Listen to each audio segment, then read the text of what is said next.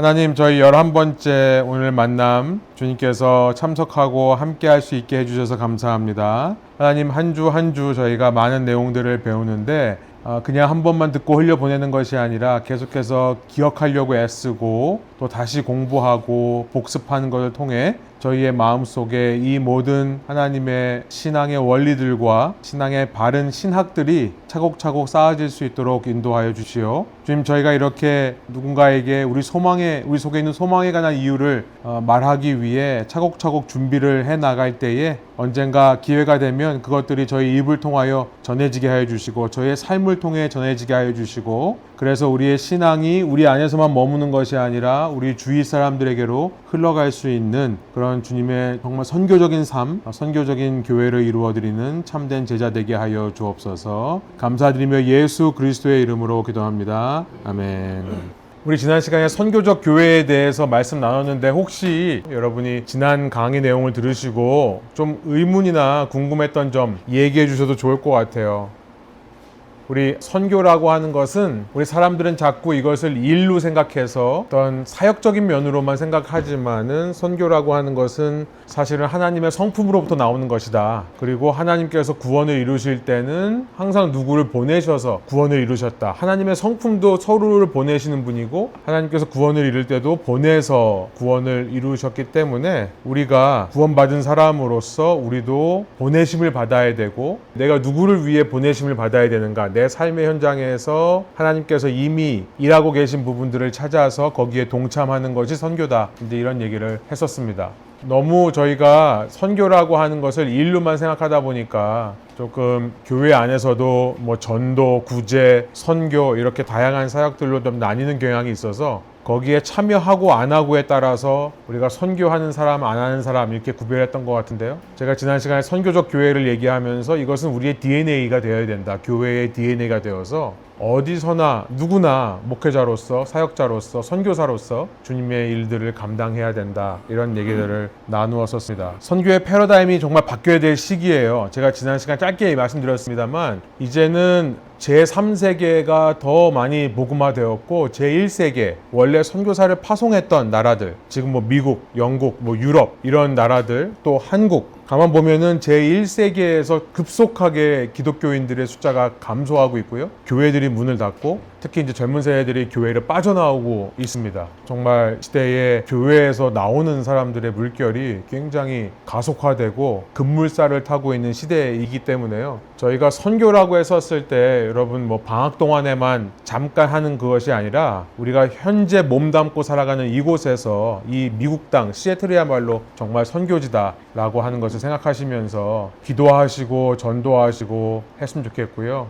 한 가지 시애틀에 대한 좀 스태티스틱만 말씀드리면은, 여긴 정말 선교지입니다. 저희 교단에서도 해마다 여기다가 교회를 파송하고 선교사를 파송해요. 실제로 선교사들을 보내요. 시애틀은 가면 안 되는 곳, 특히 자녀들을 보낼 때는 되게 조심해야 되는 곳, 이런 인상을 가지고 있다고 합니다. 특별히 이제 동성애나 이런 너무 리버럴한 것이 많기 때문에 지금 미국 전역에서 가장 불신자 비율이 높은 도시가 여기고, 종교를 갖지 않는 사람들 자체가 너무 많아요, 이 도시 안에. 그 다음에 동성애 비율이 퓨젯 사운드는 17%까지 올라간대요, 지금은. 예, 보통은 이제 평균적으로는 13%. 그래서 미국 전체에서 가장 높습니다, 여기가. 샌프란시스코가 비율로는 여기를 못 이겨요. 인구는, 동성애 인구는 샌프란시스코가 제일 많은데 비율로 따지면 시애틀이 넘버원이에요. 그 다음에 숫자는 넘버2. 그러니까 여러분 사회에 나가면 우리가 만나는 사람들 중에 10명에 한두 명은 동성애자를 만나요. 그리고 우리 자녀들이 지금 아주 급속하게 이런 문화에 노출되고 있는 상황이라, 사실은 부모이신 분들, 주위에 또 청소년이나 젊은 사람들이 있는 분들은 정말 선교사라고 생각을 하셔야 됩니다. 아이들한테 정말 바른 신앙을 가르쳐주기 위해서 더 이상 학교에다가 알아서 맡기고 학교에서 교육하겠거니 하는 시대는 이미 지났어요. 여기서 저희가 이곳에 심기운 이유가 있고요. 이곳에서 우리가 선교적인 사명을 감당해야 되는 시대라, 이제는 그냥 교회의 패러다임이 아니라 정말 선교적인 패러다임으로 갈 수밖에 없는 것 같아요. 저는 하나님께서 세상을 이런 현상으로 몰아가시는 이유 중에 하나는 팬데믹도 마찬가지고, 아마 교회 보고 이 시대에 맞는 흐름을 알고 정말 교회의 본질을 회복하라고 하는 그런 메시지가 아닐까 싶기도 해요. 제1세계가 다시 복음이 사라지고 있는 시대를 살면서 1세계에 개척된 교회가 정말 선교적인 모델을 회복해야 된다는 것을 좀 말씀드리고 싶습니다. 자, 오늘은요, 성령과 성령 충만에 대해서 말씀을 나누려고 하는데, 교재를 받아보셔서 알겠지만 굉장히 깁니다. 그런데 그냥 읽고 넘어가려고 해요. 성령과 성령 충만에 대해서 오늘 나누려고 하고요. 다음 시간에는 저희 영적 전쟁에 대해서 한 시간을 좀 나누어서 하려고 하는데, 여는 질문을 보시면은, 여러분 성령의 역사라고 하면 어떤 게 떠오르세요? 그리고 그런 역사를, 성령의 역사를 여러분은 어떻게 경험해 보셨고 또 경험하시고 계십니까?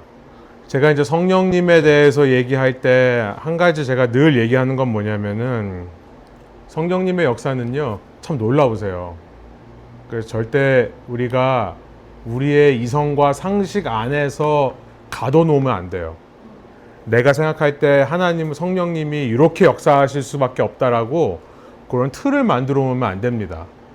항상 성령 하나님은 참 놀랍게 행동하실 때가 참 많은 것 같아요.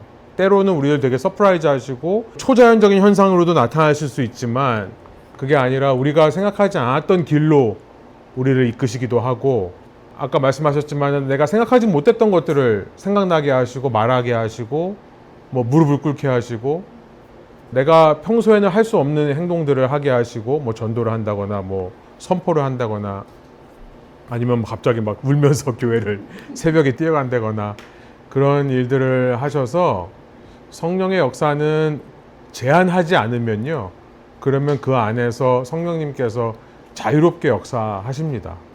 성령님은 굉장히 인격적으로 역사하세요. 그래서 내가 어떤 틀 안에 갇혀 있으면요, 그리고 그 틀을 넘어가는 거에 대해서 너무 불안해하고 있으면 성령 하나님께서 우리를 긍휼히 여기셔서 그 틀 안에서만 보여주실 때가 있어요. 근데 우리가 조금 마음을 열면 놀라운 일들도 좀 체험할 수 있고, 그 다음에 뭐 바울이 했던 것처럼 정말 초자연적인 경험을 할 수도 있는 것이고, 그러니까 성령 하나님에 대해서는 우리가 늘 신뢰하고 어떤 제한을 두지 말고 우리의 이성과 상식으로 가두지 말자. 저는 여러분들이 그렇게 생각하셨으면 좋겠고, 저도 그렇게 늘 생각하고 있고요. 그 다음에 굉장히 자유롭게 역사하실 때가 많아요. 그래서 우리가 너무 힘이 들어가고 내가 뭔가를 꽉 쥐어주고 있으면, 그러면 성령님께서 많이 역사하셔도 많이 모를 경우도 있고, 그럴 때는 성령님께서 조금 덜 이렇게 좀 역사하시는 것 같습니다. 그런데 내가 조금 그 부분에서 자유로워지고 좀 더 자유롭게 내 삶을 하나님께 맡기려고 하면, 그때부터 또 하나님께서 성령님을 통해서 생각지 않았던 일들을 하시기도 해서요. 서로의 지금 얘기 다 들으셨는데, 여러분 우리가 함께 특별한 체험이 있으신 분들은 그걸 가지고 우리가 같이 즐거워하고 감사할 수 있으면 좋겠고요. 또 없으신 분들은 없으신 분들대로 꼭 특별해야 되는 거 아니거든요, 성령의 역사가. 사실 저는 우리가 아침에 일어나가지고 성경을 펴는 것도 성령님께서 감동시켜 주시지 않으면 못하는 거라고 생각하고, 말씀을 읽을 때 깨달아지는 것도, 이게 은혜가 되는 것도, 찬양의 노래를 불러도 이게 은혜가 되는 거고, 내 간증이 되고, 이런 모든 것들이 다 성령의 감동이고 성령의 역사시기 때문에 우리가 작아 보이는 일들에게도 함께 셀러브레이트하고, 또 큰 일처럼 보이는 것도 함께 셀러브레이트 했으면 좋겠다. 여기 보시면 성령의 이해가 중요한 이유가 있습니다. 성령에 대한 이해가 중요한 이유, 첫 번째, 성령은 삼위일체 하나님이시기 때문에 그래요. 하나님이십니다. 여러분, 우리가 성령님에 대해서 저는 성령님을 모독하는 것 중에 하나가 뭐냐면, 성령님을 마치 장풍, 옛날 무협지를 보면 장풍, 손에서 장풍이 나가고 막 이러거든요. 약간 장풍처럼 성령님을 내가 부릴 수 있는 어떤 능력, 내가 부릴 수 있는 어떤 힘, 에너지, 혹은 기운, 이런 걸로 우리가 생각할 때 성령님을 모독한다고 저는 생각해요. 성령님은 어떤 현상이나 능력이 아닙니다. 뭔가를 보는 거, 혹은 뭔가를 체험하는 것 자체가 성령님이 아니에요. 성령님은 하나님이세요. 예, 삼위일체 하나님이십니다. 그래서 우리가 성령님을 알아야 되고요. 비인격화하는 것만큼 그 성령을 신성을 무시하고 무슨 우리가 부릴 수 있는, 그래서 성령 사역하시는 분들 중에 좀 위험한 분들이 성령 보고 이래라 저래라 와라 가라 이렇게 막 명령하거나 그렇게 성령을 내 능력인 것처럼 쓰려고 하는 경우는 참 위험한 경우라고 저는 생각합니다. 신자에게 인격적으로 다가오시는 하나님이세요. 두 번째는 사실 삼위일체 하나님이 또 예수님이 우리와 교제를 하시는 통로가 바로 성령 하나님이십니다. 이따가도 우리가 얘기하겠지만 우리 고린도후서에 보면 이제 축도할 때 목사님들이 인용하는 말씀이 있는데 예수 그리스도의 은혜와 하나님의 사랑과 성령의 교통하심이, 옛날에는 그게 교통하심이라고 했는데 그게 사귐이란 말이에요. 사귐, 교제, 함께하심. 그것이 너희와 함께 있을지어다 이렇게 하는 말씀이 있는데 거기서 이제 우리가 그렇게 목사님들이 축도를 하시죠. 근데 사실 예수님의 은혜와 하나님의 사랑이 우리에게 체험되는 통로가 성령을 통해서 체험되는 거예요. 성령의 사귐이 없으면 우리가 진리를 깨달을 수 없고 사랑을 느낄 수가 없다. 알아볼 수도 없다. 그래서 인간에게 인격적으로 다가오시는 하나님이 바로 성령 하나님이십니다. 물론 예수님도 인격적으로 오셨어요. 이 땅에 아예 인간의 모습으로 오셨죠. 근데 지금은 함께 계시지 않잖아요. 인간적으로 우리와. 그렇기 때문에 성령을 통해서 우리가 이 땅에 오신 예수님도 알아보게 되고 만나게 되는 거다. 그 다음에 세 번째는 뭘까요? 왜 성령에 대한 이해가 중요할까요? 이 시대가 성령의 시대이기 때문에 그렇습니다. 우리가 성령의 시대를 살고 있는 거예요. 시대. 그러니까 오순절 이후에 우리가 사는 시대는 성령의 역사가 그 어느 때보다 강하게 나타나는 역사예요. 우리 구약 성경을 보면 구약에는 성령의 개념이 조금 약합니다. 확실히. 물론 삼위일체 하나님이시지만은 이 땅의 역사 속에서 각자 세 하나님의 이 역할이 조금 더 드러날 때가 있었어요. 구약은 성부 하나님이 드러나는 시기였죠. 그 다음에 이제 신약시대에 와서 복음서 주후 한 33년까지의 그 시기는 이 땅에 성자 하나님께서 오셨기 때문에 우리가 복음서를 읽다 보면 예수님의 행적이 더 크게 보입니다. 삼위일체 하나님 중에. 그런데 사도행전 이후 교회의 역사, 지금 우리가 살고 있는 역사에는 성령께서 역사하시는 시대죠. 물론 삼위일체 하나님이 함께 역사하십니다만 이 시대에는 성령의 역할이 좀 더 두드러지게 나타나는 시대이기 때문에 우리가 성령에 대해서 이해를 해야 됩니다. 그 다음에 네 번째는 현 시대가 체험을 중요시하기 때문에 그래요. 우리 포스트 모더니즘 얘기를 했는데 포스트 모더니즘 시대에 가장 중요한 것은 객관적인 진리가 아니죠. 이 시대에는 객관적인 진리에는 별로 관심이 없어요. 내가 주관적으로 어떤 체험을 하냐가 더 중요해요. 그래서 이 시대에서 사실은 성령의 역사를 통해서 이 시대 사람들이 하나님을 더 믿게 되고 체험하게 되는 이유가 있습니다. 이 시대가 그런 시대이기 때문에 그래요. 그러니까 이런 시대에서 우리가 자꾸 교리만 가르치거나 이렇게 성경 공부만 하는 것은 사실 어떤 의미에서 한계가 있어요. 이 시대에는. 물론 이것이 기반이 돼야죠. 그런데 여기서 한 걸음 더 나아가서 교회의 예배나 교회의 모든 모임을 통해 성령의 임재를 체험할 수 있는 이런 것까지 나가야 됩니다. 사실 그래야 이 시대 사람들이 더 하나님을 알고 체험할 수 있게 될 거예요. 그런데 안타깝게도 성령에 대해 이해하기에 참 어려움이 있었습니다. 첫 번째 보면 수줍은 하나님, 마치 성령 하나님은 shy God처럼 보여요. 성경에 보면. 그러니까 성부 하나님과 성자 하나님에 비해서 성령 하나님에 대한 계시가 너무나 적습니다. 적어 보여요. 사실 충분한데 우리가 보기에는 비중으로 봤을 때는 성령 하나님에 대한 계시는 요한복음 14장에서 16장이에요. 주님께서 이제 십자가 지기 전날 밤에 제자들을 모아놓고 마지막 성경 공부를 시키시는 장면인데 그리고 이제 17장은 예수님의 기도인데요. 14장부터 16장이 성령에 대해 예수님께서 소개하면서 성령에 대해 가르친 거의 유일한 장이라고 볼 수 있어요. 그 전까지는 성경에 그냥 하나님의 영으로만 나옵니다. 하나님의 영이라는 단어로만 나오지 성령이라는 말이 나오지를 않아요. 게다가 성령 하나님은 왜 shy God처럼 느껴지냐면 요한복음 16장 14절에 보면요. 거기 없습니다. 제가 읽어드릴게요. 요한복음 16장 13절 14절인데요. 그러나 그분 곧 진리의 영이 오시면 성령을 가리키는 말씀이에요. 그가 너희를 모든 진리 가운데로 인도하실 것이다. 그는 자기 마음대로 말씀하시지 않으시고 듣는 것만 일러주실 것이요 앞으로 올 일들을 너희에게 알려주실 것이다. 14절 요한복음 16장 14절입니다. 또 그는 나를 영광되게 하실 것이다. 그가 나의 것을 받아서 너희에게 알려주실 것이기 때문이다.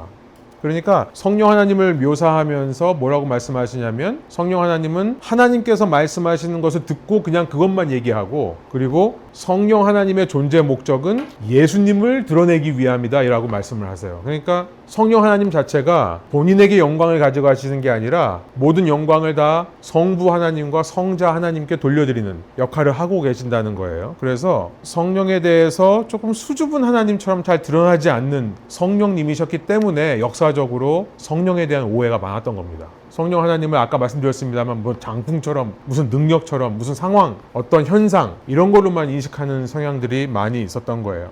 저는 성령론에 대해서 저희가 이미 계시된 것들이 많이 있거든요, 성경 안에. 그래서 이것들을 저희가 교인들한테 저는 좀 가르치고 싶고요. 사실 어떤 성경 공부도 이 성령에 좀 많이 집중하는 성경 공부가 없어요. 근데 좀 성령에 저는 좀 더 집중해서 제가 이렇게 많이 연구를 했습니다. 그래서 여러분에게 좀 오늘 많은 지식을 전달할 것 같지만, 중요한 것은 여러분께서 이 강의를 통해서 성령 하나님을 그냥 머리로만 아는 게 아니라 정말 더 체험하게 되기를 바라요.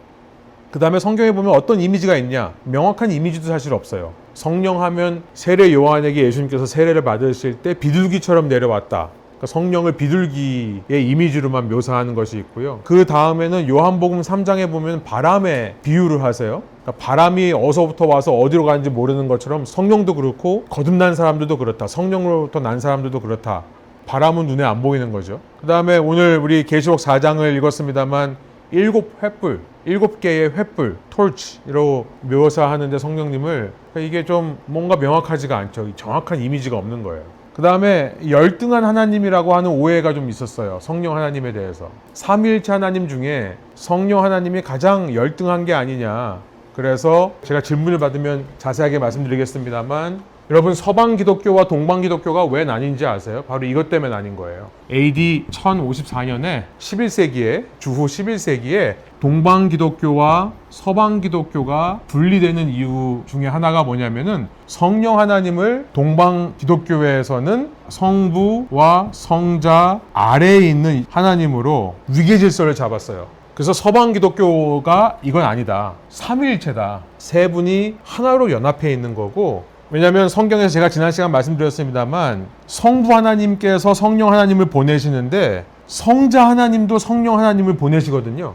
그러니까 삼위일체를 이렇게 그려놓고 성부, 성자, 성령을 그려놓고 성부 하나님이 성자 하나님을 보내시죠. 그 다음에 성부 하나님이 성령 하나님을 보내요. 동방 기독교는 이렇게 얘기를 합니다.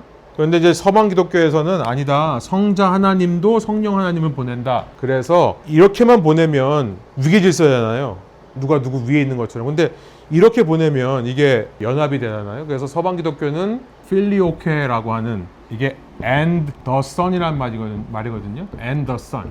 성령 하나님께서 성부로부터 올 뿐만 아니라 성자로부터 온다. 우리 니케아 신앙 고백, 우리 사도신경에 이걸 집어넣었어요. 서방 기독교는 성령께서 성자로부터 나온다. 그랬더니 이제 동방 기독교가 난 너희하고 같이 못해. 그래서 이제 그때부터 분리가 된 거예요.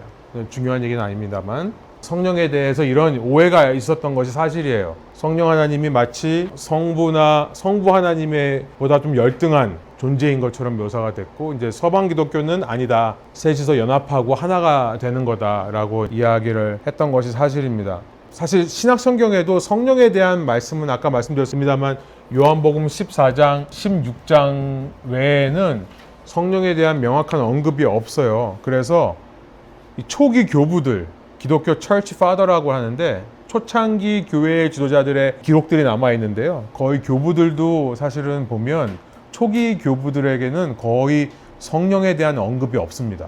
그냥 성부와 성자만 있어요.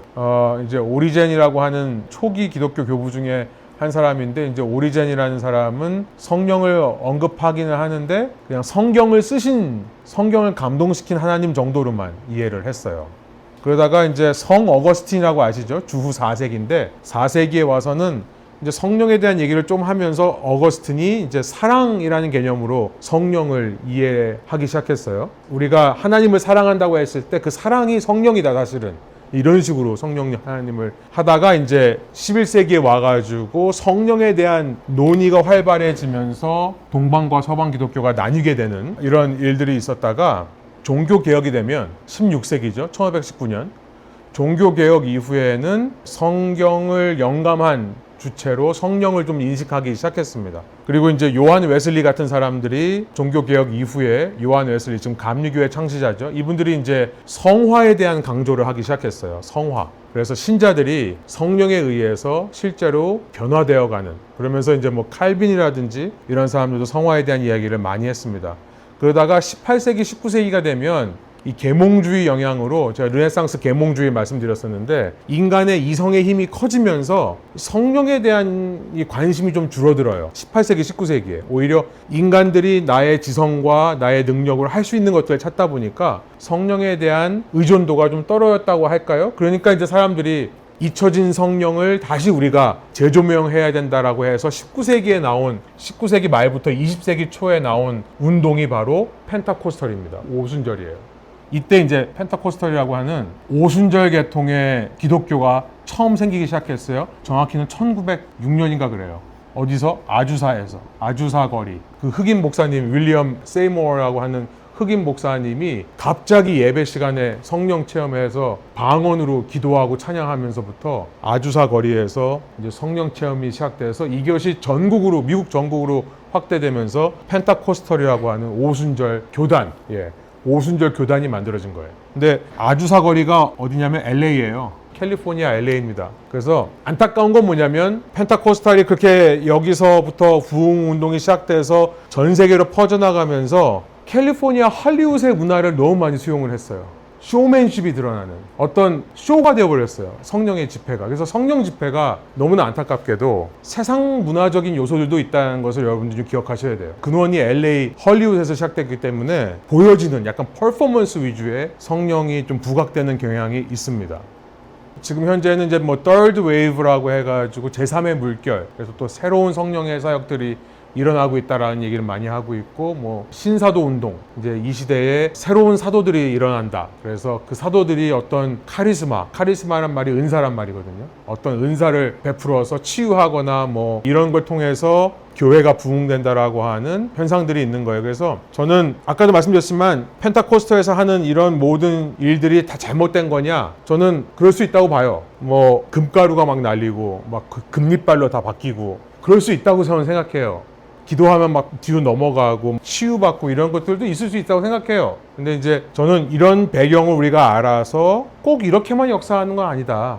성령 하나님은 그렇게만 역사한다고 믿는 사람들이 있거든요. 방언을 받고 치유를 받고 무슨 은사들이 일어나고, 그것도 기독교가 발전하는 귀중한 툴. 지금 현재 전 세계에서 모든 기독교 교단 중에 최근까지 매년 성장했던 교단이 오순절만 성장을 했어요. 장로교, 감리교, 침례교 다 감소하고 있는데 오순절만 계속해서 증가해 왔습니다. 왜냐하면 이 시대가 체험 위주이기 때문에 그래요.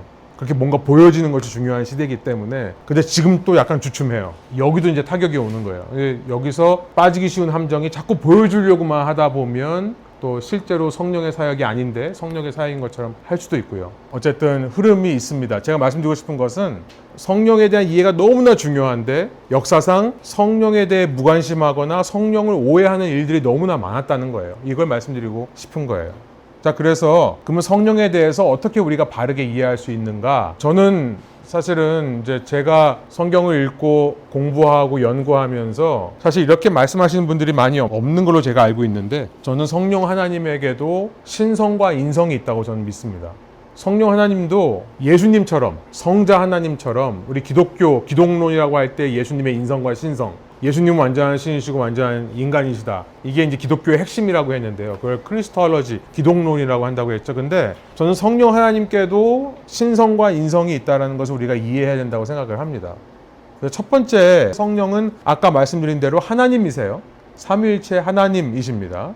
사도행전 5장이나 고린도전서 3장 16절 17절, 고린도전서 3장 16절 17절 보면 여러분은 하나님의 성전이며 하나님의 성령이 여러분 안에 거하신다는 것을 알지 못합니까? 그래서 여기 보면은 하나님이라는 단어와 성령이라는 단어가 동의어인 것처럼 사용을 해요. 하나님의 성령.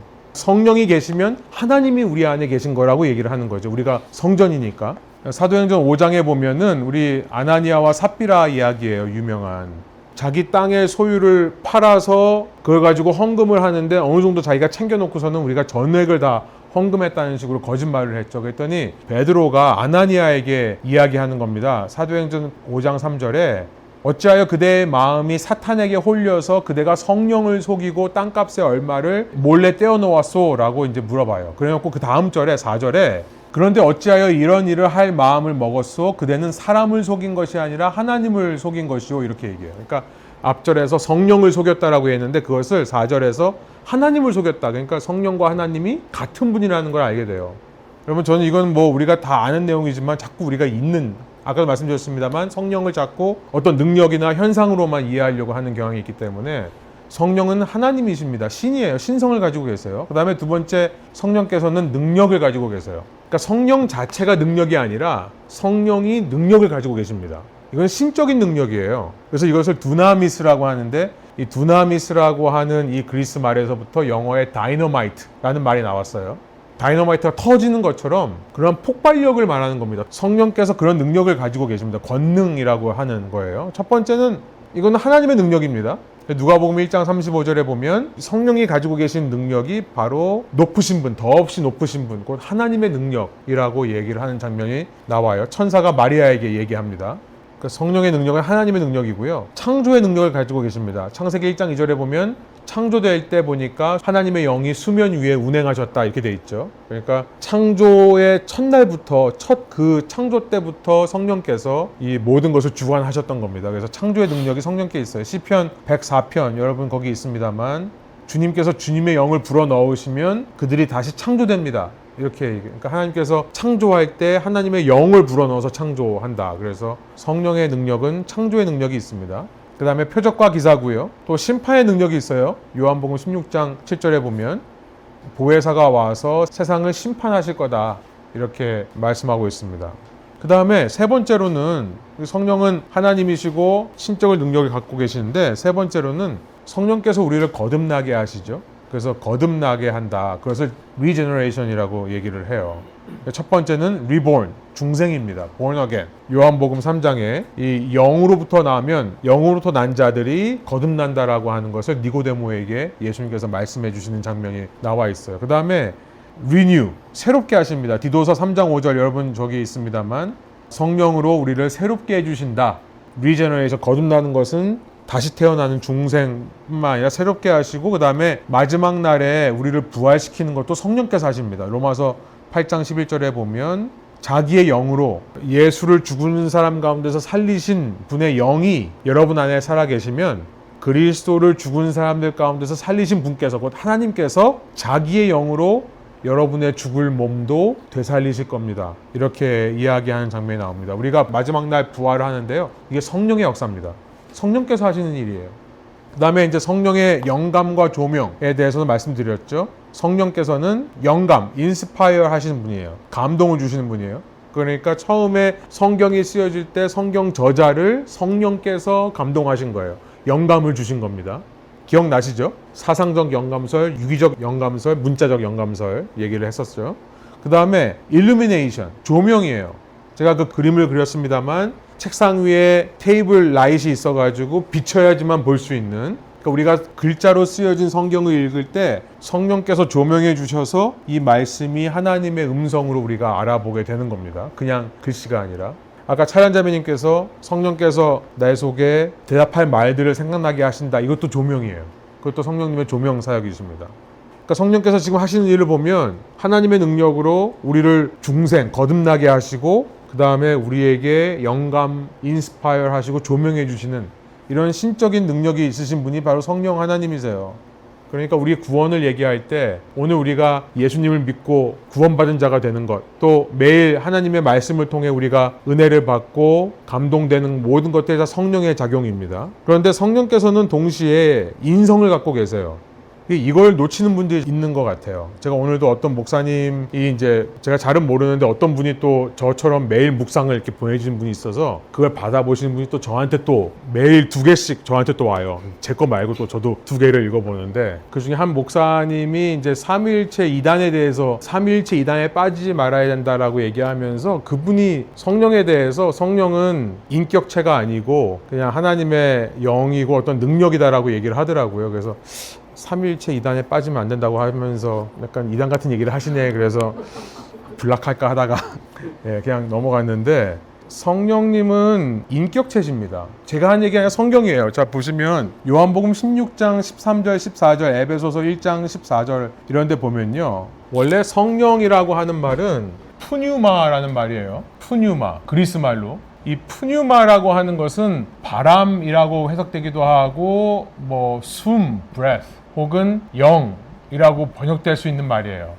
그래서 아까 요한복음 3장에서도 예수님께서 성령을 얘기하시면서 바람에 비유를 하신 게 이게 같은 말이기 때문에 그래요. 근데 이때 그리스 말에는 세 가지의 성이 있습니다. 남성, 여성, 중성이에요. 근데 푸뉴마라고 하는 것은 항상 뭐냐면 중성입니다. 뉴트럴. 근데 요한복음 16장 13절 14절에서 예수님께서 진리의 영을 소개하면서 진리의 영을 가리켜서 하시는 말씀인데, 만약에 인격체가 아니라면 중성 명사를 써야겠죠? 그를 가리키면서. 근데 그분 곧 진리의 영이 오시면 이렇게 말씀하시는데, 그분이라는 말 자체가 3인칭 남성 대명사입니다.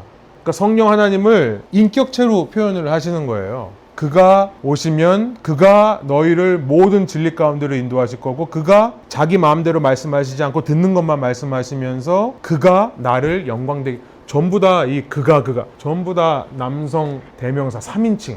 그러니까 성경은 인격체로 묘사가 되는 거예요. 그 다음에 이제 에베소서 1장 14절도 마찬가지로 성령을 인격체로 3인칭으로 표현하고 있는 장면이 나오는 거예요. 그 다음에 아예 성령 하나님 자체를 보혜사라고 하는 남성으로도 표현을 하는 거예요. 보혜사라고 하는, 이번에 보시면 파라클레이토스라는 말은 영어로 헬퍼입니다. 헬퍼. 돕는 사람이란 뜻이에요. 돕는 자. 아예 인격체로 표현을 해요.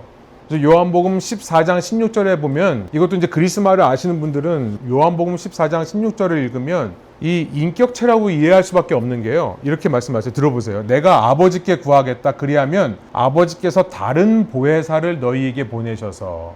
여기에 다른 보혜사 할 때 다른이라는 말이 알로스라는 말인데, 알로스라는 말은 또 하나의 라는 말이에요. 근데 또 하나라는 말인데 A와 B가 동일한 걸 말하는 겁니다. 똑같은 존재가 다른 존재, 또 하나의 존재. 그러니까 또 다른 보혜사라는 말은 뭐냐면, 지금 어떻게 해석이 되냐면, 나도 보혜사인데 나 말고 다른 보혜사가 온다, 이런 얘기를 하시는 거예요.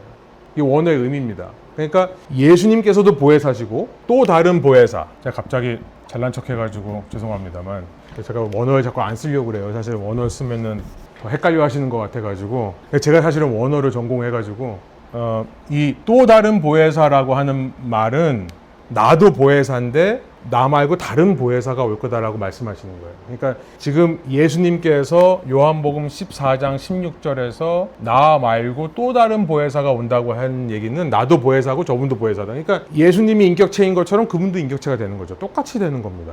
마찬가지로 26절, 14장 26절, 15장 26절, 16장 7절 전부 다 그런 이야기예요. 파라클레이토스라는 말 자체가, 파라클레이토스의 뜻은 뭐냐면, 원어의 직역을 하면 옆에서 불러주시는 분, 옆에서 부르시는 분. 그러니까 뭐죠? 어떤 사람이 갑자기 쓰러졌다고 생각해 보세요. 그러면 옆에서 누가 대신 911 불러야 되잖아요. 그게 파라클레이토스입니다. 이 사람이 부르지를 못하니까 이 사람 대신에 불러주는 사람이 파라클레이토스. 우리가 사실 이제 성령에 대해서 얘기를 하시면서, 그래서 우리가 간구할 것을 알지 못할 때 성령께서 우리를 위하여 말할 수 없는 탄식으로 우리를 대신에 간구하신다는 말이 그거예요. 자, 세 번째, 삼위일체 하나님의 인격입니다. 아까 말씀드렸습니다. 삼위일체 하나님 중에 한 분이고, 삼위일체 하나님 한 분 중에서 인격체로 표현되는 성령 하나님으로 표시되는 분이기 때문에, 여러분, 성령 하나님이 인격체가 아니면 인간인 우리가 어떻게 그분과 소통할 수 있죠? 인간과 교제를 하려면 인격체여야 돼요. 그죠? 그러니까 성령 하나님이 인격체가 아니라면 우리가 어떻게 성령과 사귈 수 있겠습니까? 그 축도하시는 대로. 이 고린도 후서 13장 13절이 그거예요. 주 예수 그리스도의 은혜와 하나님의 사랑과 성령의 사귐이 여러분 모두와 함께 하기를 빕니다. 이 축도인데요. 성령이 사귀려면 성령이 인격이어야죠. 우리랑 사귀시는 거죠. 그 다음에 네 번째 보면 성령께서도 지정의가 있어요. 인간처럼. 이 인격체이기 때문에 사람이 지정의, 인텔렉, 이모션, 윌이 있잖아요. 지적인 게 있고 감정이 있고 의지가 있는. 성령 하나님도 그렇습니다. 요한복음 14장 26절에 보면 성령께서 너희에게 모든 것을 가르쳐 줄 거다. 성령께 지성이 있다는 것을 알게 돼요. 그분이 진리의 영이시거든요. 근데 진리의 영으로서 우리에게 알려주시는 거예요. 가르쳐 주시는 분. 또 내가 너에게 말한 모든 것을 생각나게 하실 것이다. 아까 이제 그 얘기죠. 성령께서 생각나게 하세요. 내 뇌 속에 어디에 자리 잡고 있는 단어인 줄 알았는데 아니에요. 성령께서 생각나게 해주시는 거예요. 근데 로마서 8장 26절에 보면 아까 제가 이제 인용한 구절인데 우리가 어떻게 기도해야 할지도 알지 못하지만 성령께서 친히 이루 다 말할 수 없는 탄식으로 우리를 대신하여 간구하여 주십니다. 그러니까 여기서 보면 영어로 보면요. The Spirit Himself intercedes for us with groanings too deep for words. 성령께서도 말할 수 없는, 표현할 수 없는 그런 탄식 가운데 우리를 위해서 중보해 주신다는 거예요. 그러니까 성령께도 감정이 있다는 걸 알게 되죠. 그 다음에 고린도전서 12장 11절은 우리가 이따 얘기하겠지만 그가 원하시는 대로 각 사람에게 은사를 나눠주십니다. The Spirit who apportions to each one individually as He wills. 그가 원하는 대로, 그러니까 원한다고 하는 말이 will, 의지라는 거예요. 그러니까 지정의가 있습니다. 그리고 이제 5번에 보시면 인격적으로 역사하시는데 성령이요. 이거 정말 재밌어요. 정말 신기해요. 사도행전 5장 아까 제가 아나니와 삽비라 얘기를 했습니다만 너 왜 성령을 속였냐 이렇게 얘기하잖아요. 다른 말은 뭐예요? 성령은 우리가 속일 수 있다는 겁니다. 성령께서 속아주세요. 우리가 성령을 속일 수 있습니다. 그러니까 아까 뭐 펜타코스탈 얘기를 했지만은 자꾸 사람들이 어떤 틀을 만들어 놓고 그 틀 안에서 하나님이 딱 그렇게 역사하셔야 똑같은 형식으로, 그러니까 이런 집회를 가보면은 가는 곳마다 똑같이 역사해요. 그러니까 그런 패턴을 만들어 놓고 성령께서 내가 원하는 시점에 딱 역사해 주기를 이렇게 좀 보여주는 식으로 하다 보면은 사실 성령께서 역사하지 않는데 성령이 나타나는 것처럼 할 수도 있어요. 그런데 성령께서 속아주신다는 겁니다. 속아주실 수 있어요. 제가 자녀를 키우면서 충격을 받는 순간 중에 하나가 뭐냐면은 저희 이제 큰애가, 남자애가 제 면전에 대고 거짓말을 하는데요. 자기는 진짜인 것처럼 막 자기가 진짜 그런 것처럼 저한테 얘기를 해요. 그때 걔 얼굴을 보면서 제가 저희 엄마한테 했던 게 생각이 나더라고. 알면서도 그때 엄마가 알면서도 그냥 속아주셨구나. 나는 엄마를 완전히 속였다고 생각했는데 나는 완전 속였다고 생각했는데 난 막 내 자신도 속았거든요. 진짜 같이 거짓말을 하니까 저도 막. 그런데 그때 내가 엄마를 속였구나. 속은 걸 아셨구나. 근데 아무 말도 안 하셨구나. 그래서 성령 하나님이 그러실 때가 있는 것 같아요. 그냥 알면서도 그래 네가 원하니까 해줄게. 아니면 뭐 그렇게 그냥 좀 관대하게 하시는 것 같아요. 여러분 인격적으로 역사하십니다. 근데 결국은 죽었잖아요. 그렇죠. 결국은 드러났죠. 그것도 인격적으로 역사하시는 거죠. 그렇죠? 성령을요 근심시킬 수 있습니다. 에베소서 4장 30절이에요. 성령이 우리 때문에 근심하시는데 슬프게 된대요. 그러니까 굉장히 인격적으로 역사하세요. 때로는 아예 그런 일을 못하게 그냥 다리 몽댕이를 분질러서라도 못하게 하시는 게 아니라 우리가 말 안 듣고 죄의 길로 갈 때도 그냥 옆에서 보시면서 근심하고 슬퍼하시는, 이렇게 인격적으로 역사하신다는 겁니다. 그러니까 우리가 지금 아까도 사실은 잠깐 홍수 얘기하셨습니다만 하나님이 왜 그 크리스천 캠프거든요. 하나님이 이런 거 좀 막아주시면 안 되나? 재앙이 일어날 때마다 딱 이렇게 막아주시면 그때마다 리액션을 해주시면 쉴드를 쳐주시거나 아니면 뭐 총을 방아쇠에 당길 때 그때 손가락에 마비가 오게 한다든지 왜 이런 일들을 안 하시는가를 잠깐만 생각해 보면은 만약에 하나님이 그런 분이셨다 그러면은 나는 아마 남아하지 않았을 거예요. 나는 지금 내가 곁길로 가고 잘못 가고 죄를 지을 때마다 나를 찌셨다면 손가락에 남아있지 않을 겁니다. 다 분지러뜨려셔가지고 이미. 사실은 우리가 알 수 없어요. 하나님이 왜 그렇게 하시는지. 그런데 굉장히 인격적으로 역사하신다. 물론 초자연적으로 얼마든지 역사하실 수 있습니다만 자연세계 내에서 자연세계 법칙을 거스르지 않으면서 역사하실 때가 참 많다. 데살로니가 전서 5장 19절에는 아예 소멸할 수도 있다. 성령 하나님께서 우리 안에서 성령을 소멸하지 말라라고 이렇게 말씀하거든요. 그 다음에 사도행전 7장 51절에 보면 성령을 거스를 수 있습니다. 저항할 수가 있어요.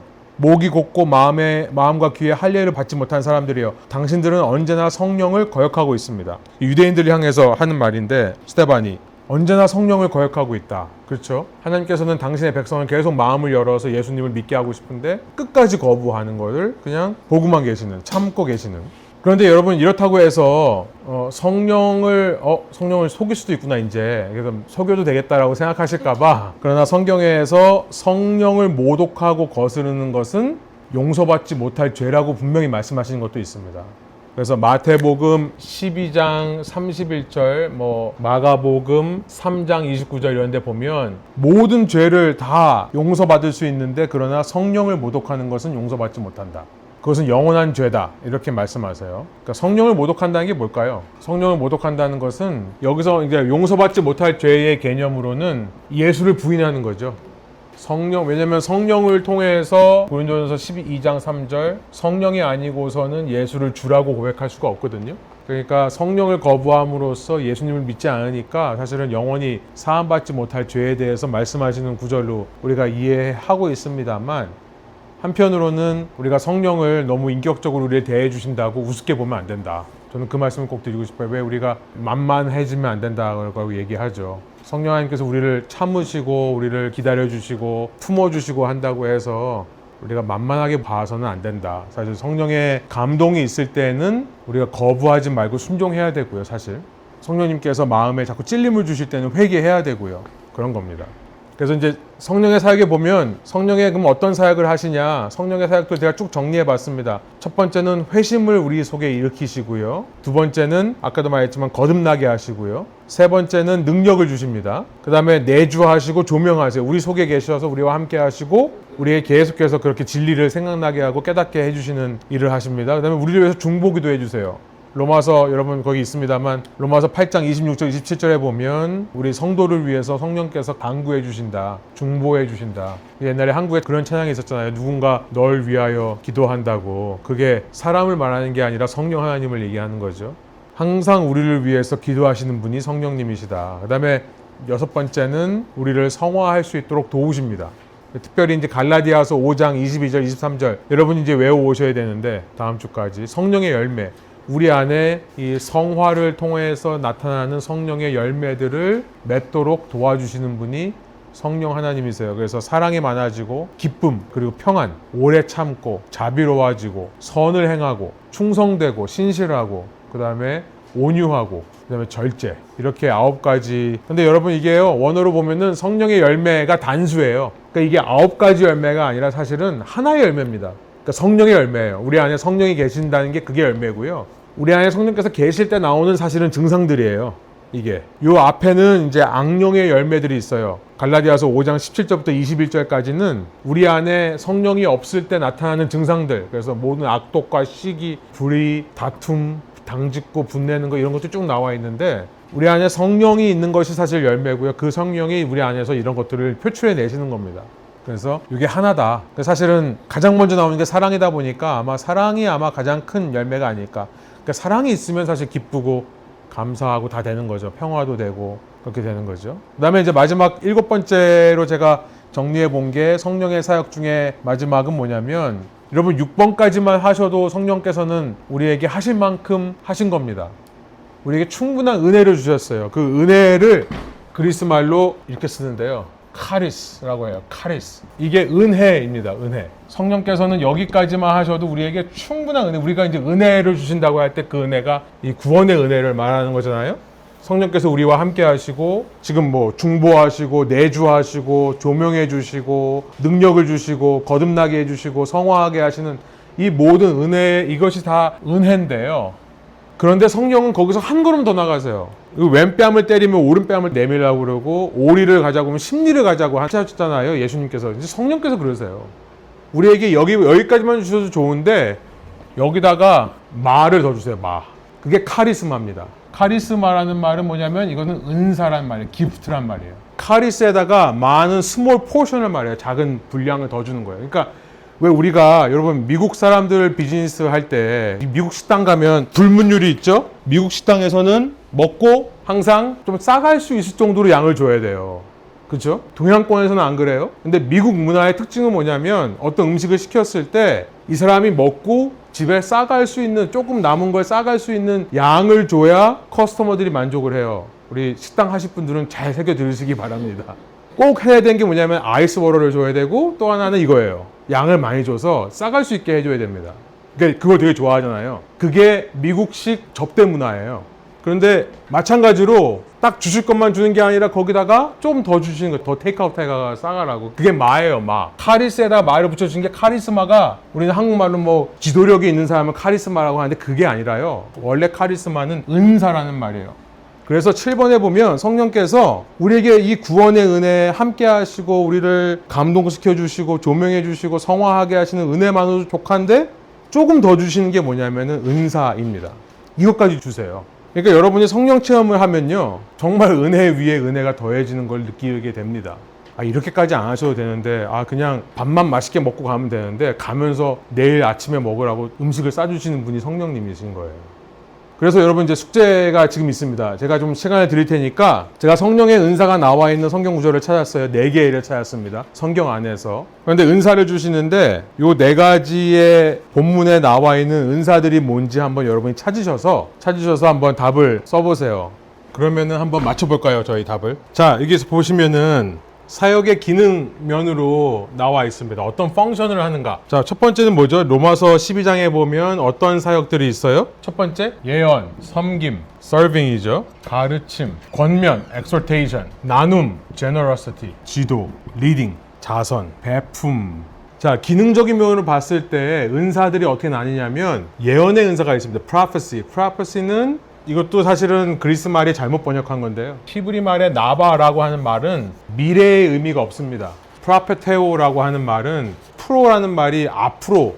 그래서 여기는 이게 얘가 잘못하면은 미리 예자라고 생각하시기가 쉬워요. 앞을 내다보고 얘기하는 거. 일기예보처럼. 근데 그 예자가 아니라 이렇게 맡길 예자입니다. 그러니까 뭐냐면 예금, 우리 디파짓 하는 것처럼 하나님의 말씀을 맡은 걸 가리켜서 예언이라고 그래요. 그러니까 예언의 은사는 뭐냐면 내일 비가 올 거야, 아니면 뭐 내일 무슨 일이 일어날 거야를 맞히는 게 아니라 하나님의 말씀을 맡는 거예요.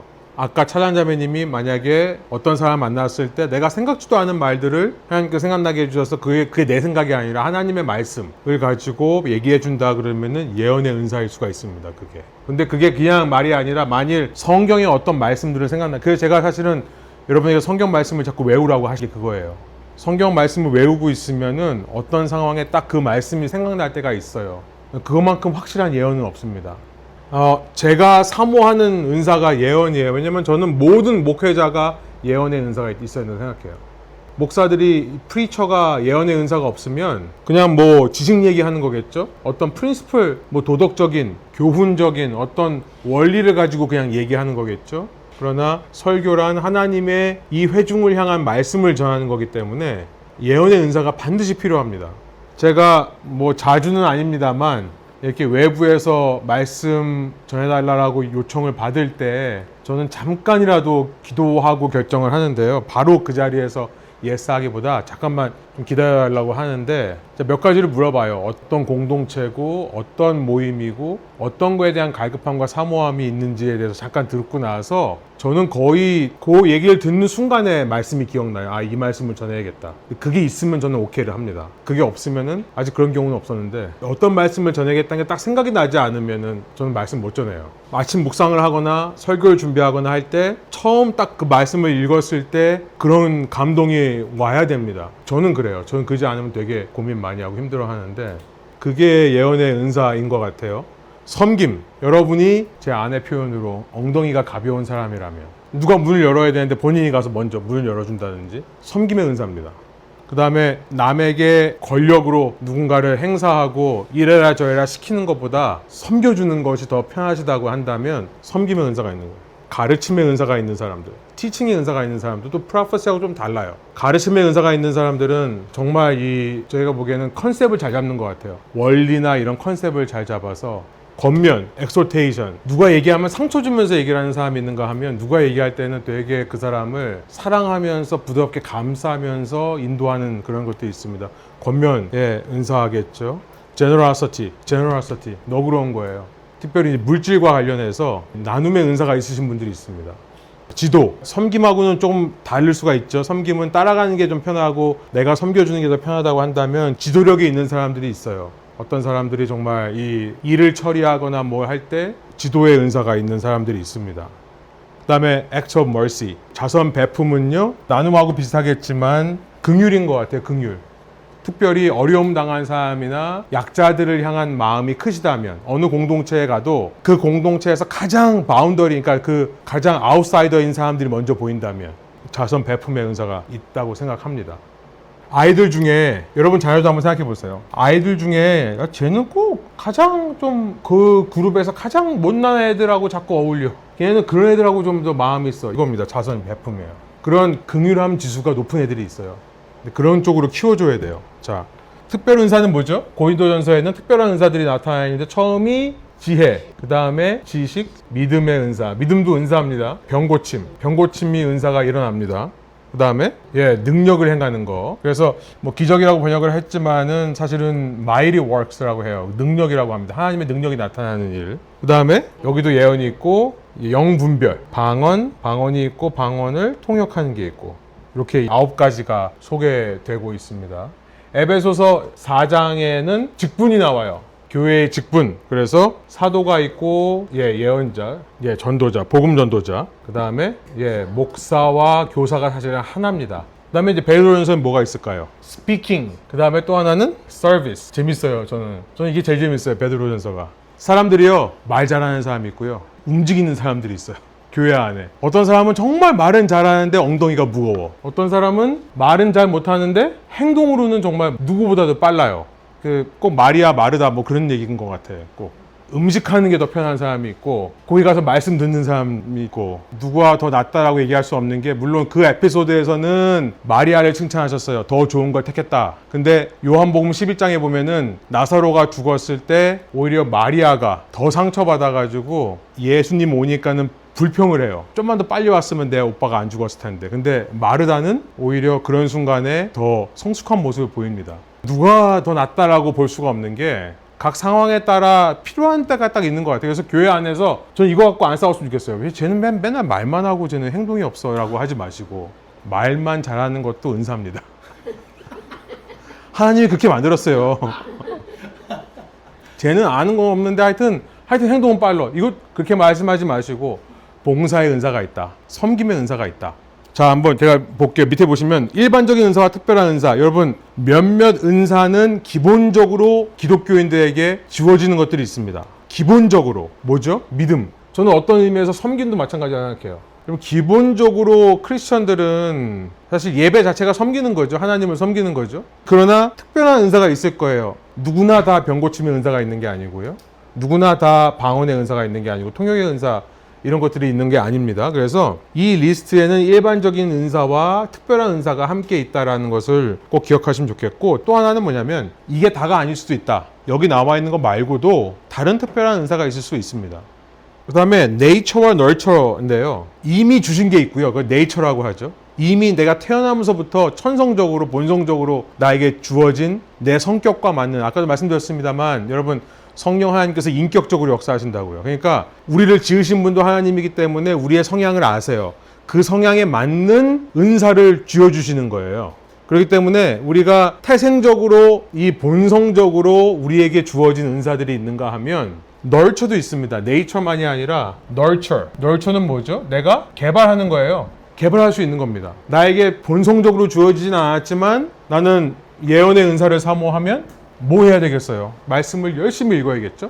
말씀을 계속해서 끊임없이 묵상하고 매일마다 말씀을 읽는 겁니다.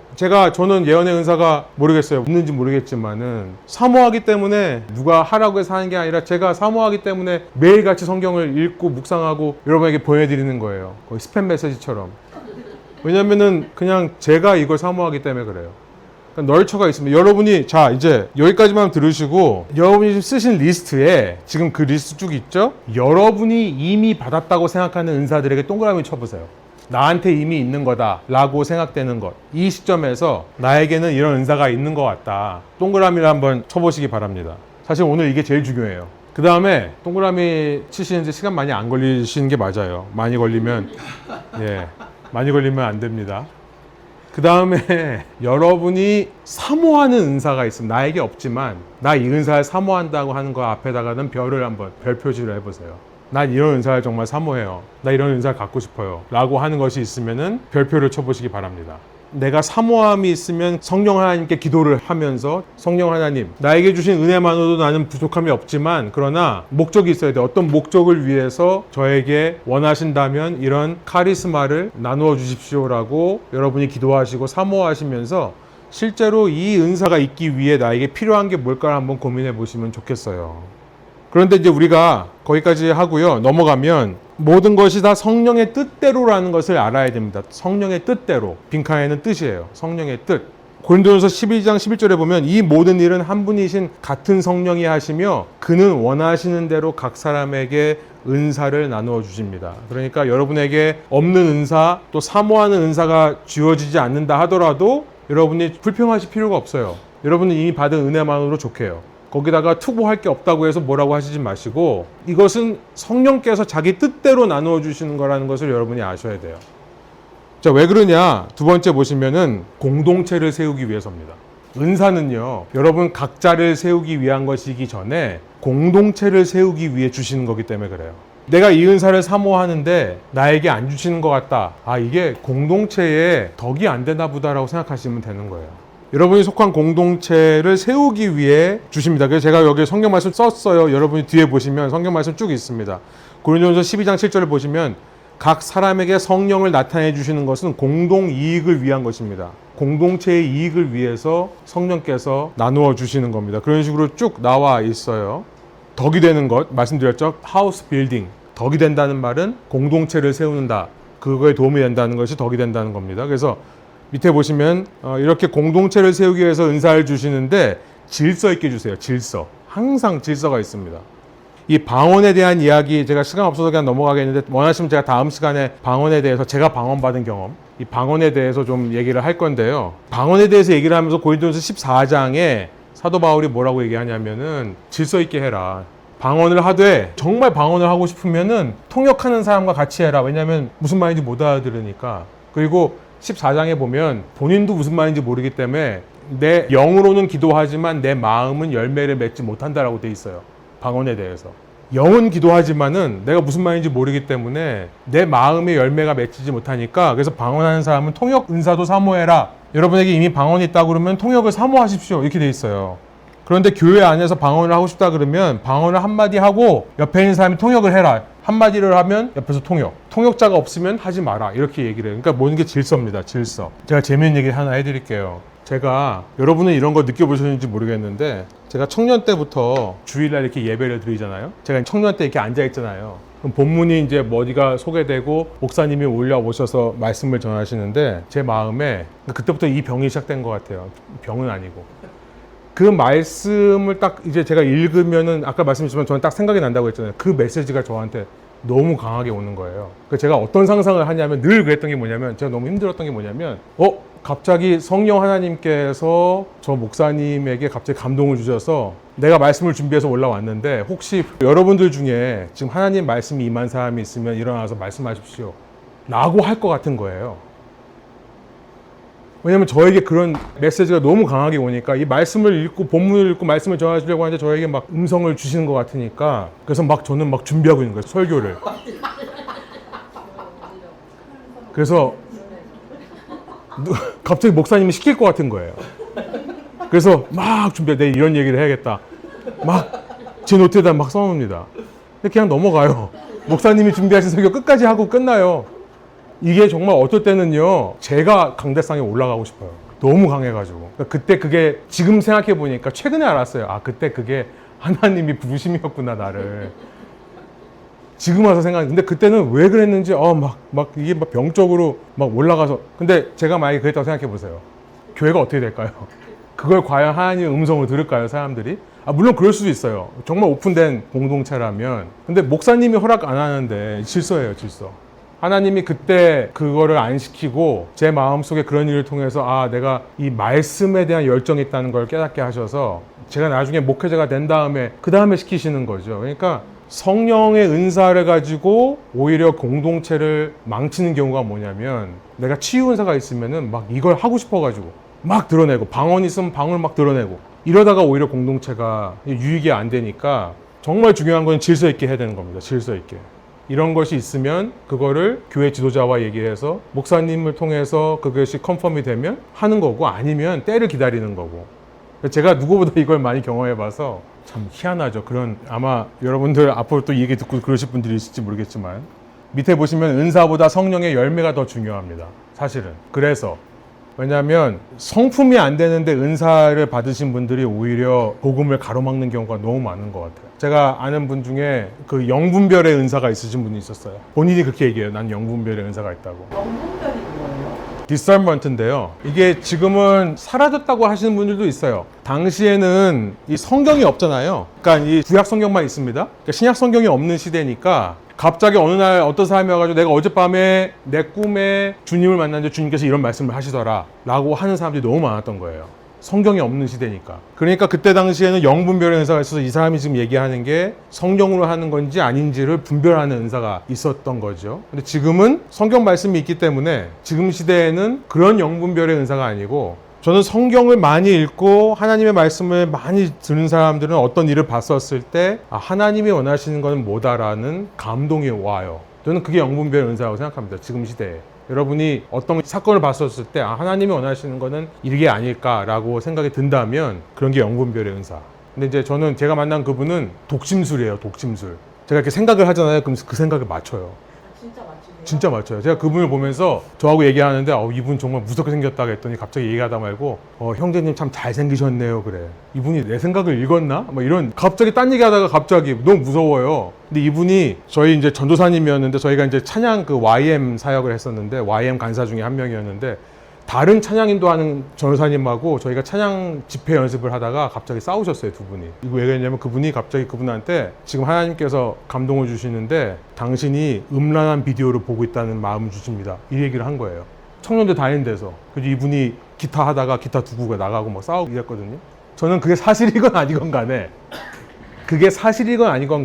거기서 그렇게 얘기할 일은 아니죠. 아무리 감동을 주신다 하더라도. 근데 이제 은사는 받았지만 성품이 안 되시는 분들이 그러면 그 은사를 주셨을 때는 정말 그 사람을 위해 기도하고 그런 거 깨닫게 해주셨다면 정말 조심스럽게 사랑하는 마음으로 권면을 해야 되는데, 권면의 은사로 해야 되는데 이걸 정죄해버리니까 정죄는 사탄이 하는 겁니다. 그래서 은사보다 열매다. 자, 은사는 마지막 이것만 하겠습니다. 하나님의 영광을 위해 하는 거다. 야고보서 5장에 보면 아픈 사람이 있을 때 기도하라고 돼 있어요. 그러니까 아픈 사람이 있으면 병 고침에 있는 사람을 빨리 불러다가 안수해서 병 고쳐라 이게 아니라 너희 중에 아픈 사람이 있으면 장로들이 와서 기도해라. 왜 그럴까요? 병 고치는 사람이 고치면 그 사람의 영광이 돼요. 그런데 기도를 하면 하나님께 영광이 되기 때문에 그렇습니다. 기도해서 나으면. 그러니까 은사를 주셨음에도 병 고침에 은사를 쓰라는 게 아니라 기도하라. 그러면 하나님께서 낫게 해주실 거고 하나님께 영광이 돌아간다는 얘기죠. 그래서 밑에 다음 페이지 보시면 성령 충만은 뭐냐면 성령의 지배를 받는 거고요. 에베소서 5장 15절부터 21절을 제가 거기 썼습니다만 정 가운데 18절이 있죠. 18절에 보면 술 취하지 마십시오. 거기에는 방탕이 따릅니다. 성령의 충만함을 받으십시오. 이렇게 돼 있어요. 성령 충만이란 마치 술에 취하듯이 성령께 취해서 성령의 지배를 받는 상태를 말해요. 그럼 그게 어떻게 구체적으로 나올까요? 그게 가운데에 있고 앞뒤로 성령 충만한 모습이 어떤지를 보여주십니다. 15절부터 16절을 보면 성령께서 주시는 지혜를 얻어서 세월을 아끼는 게 성령 충만이에요. 그 다음에 17절에 보면은 주님의 뜻을 분별하는 겁니다. 하나님이 원하시는 뜻이 무엇인지를 분별할 수 있게 되는 게 성령 충만이고, 19절 결국은 그래서 노래하며 찬송하는 거. 여러분 찬양만큼 성령 충만한 시간은 없습니다. 찬양은 성령 충만하지 않으면 못하는 거예요. 그 다음에 감사야말로 정말 성령 충만한 사람들이 할 수 있는 겁니다. 그리고 그 다음에 21절에 가면 서로 사랑하면서 순종하는 거예요. 서로에게. 이게 성령 충만 없이는 안 돼요.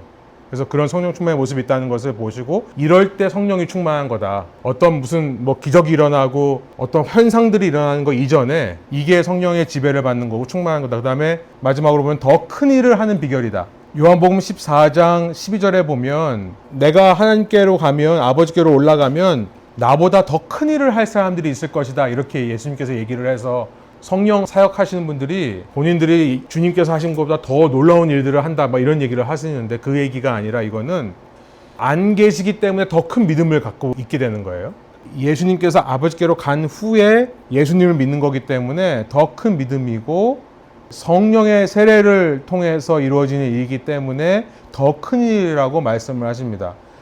그래서 더 큰 일이란 뭐냐면 결국은 예수님의 이름으로 구하는 거예요. 13절, 14절. 그래서 하나님께 영광을 돌리는 것이고요. 더 큰 일이라는 거는. 그리고 15절에 나온 것처럼 계명을 지키는 겁니다. 서로 사랑하라고 하는 계명. 지금 13장, 바로 앞장, 13장 34절 35절에서 세 계명을 너에게 준다고 하셨거든요. 세 계명을 너에게 주노니 너희가 서로 사랑하라. 내가 너희를 사랑한 것 같이 너희도 서로 사랑하라. 그리하면 이로써 모든 사람이 너희가 내 제자인 줄 알리라. 그 다음에 15장 12절에 가면 계명, 하나의 계명, 내가 주는 세 계명은 이것이다. 서로 사랑하여라. 더 큰 일이란 뭐냐? 하나님께 영광 돌리고 서로 사랑하는 것을 얘기하는 겁니다. 그게 정의예요. 그래서 이것이 바로 성령 충만한 모습이다. 자, 제가 브레이크 타임을 안 드렸는데 한 15분 남았습니다. 자, 여러분이 가져오신 이 다과를 나누시면서 우리 한 사람씩 발표를 하고 갈 건데요. 클로징, 닫는 질문. 아까 동그라미 치신 은사하고 별표 하신 은사가 뭔지 한번 나눠보세요. 그리고 두 번째 문제는 어떤 결단이 있고 그 다음에 성령 충만을 위해서 앞으로 어떻게 하시길 원하시는지 한번 좀 생각해 보시면 되겠습니다. 자, 거기까지 얘기하고요. 여러분 오늘 배우신 거 한번 생각해 보시고 저는 이런 시간을 통해서 다시 한번 은사를 점검해 보시고 은사란 그러나 이미 주신 은혜에 더하여 주는 거다. 여러분 이미 은혜를 누리시고 계시다면 성령 안에서 그로 충분합니다. 그러나 성령께서는 더 주기 원하시는 것이 있어요. 그러니까 여러분께서 한번 사모해 보시고 이 은사대로 한번 쓰임 받으시면 사실은 여러분의 신앙이 좀 더 한 단계 더 도약할 수 있는 계기가 될 수도 있어요. 은사를 통해서 그런 도전을 드리고요. 마치도록 할게요. 나머지는 다음 시간에 좀 더 이어서 얘기하겠습니다. 기도하겠습니다. 하나님, 성령께서 저희들에게 하나님과 예수 그리스도의 우리를 향하신 놀라운 구원 계획을 깨닫게 해주시고 그것이 믿어지게 해주시고 은혜를 허락하여 주셔서 우리가 거듭나고 주님의 모습으로 성화되는 과정 가운데 걸어가게 하시는 줄로 믿습니다. 성령 하나님, 이 시간 저희의 마음과 생각 가운데 다시 한번 주님께서 찾아오시고 좌정하여 다스려 주셔서 우리가 성령 충만한 삶을 살 수 있도록 주님께서 저희와 함께 해주시기를 소원합니다. 하나님과 함께, 주님과 함께 사귀며 동행하며 한 걸음 한 걸음 살아가는 것이 우리 인생의 큰 힘과 의미가 되게 하여 주시고 주님, 그래서 우리가 늘 날마다 감사로 넘치고 주님 안에서 기뻐하고 또 서로 사랑하며 섬기며 주님 안에서 지식을 깨닫고 영을 분별하고 또 여러 가지 은사들과 함께 주님의 몸을 귀하게 섬기는 그런 제자들로 우리의 신앙이 한 단계 더 날마다 업그레이드되고 성숙될 수 있도록 인도하여 주옵소서. 성령 충만함으로 오늘 집에 가서 잠자리에 들게 하여 주시고 또 앞으로 주어지는 일주일간의 삶 속에서도 또 이후의 평생의 삶 속에서도 날마다 성령 충만한 저희가 되게 하여 주옵소서. 감사드리며 예수 그리스도의 이름으로 기도합니다. 아멘.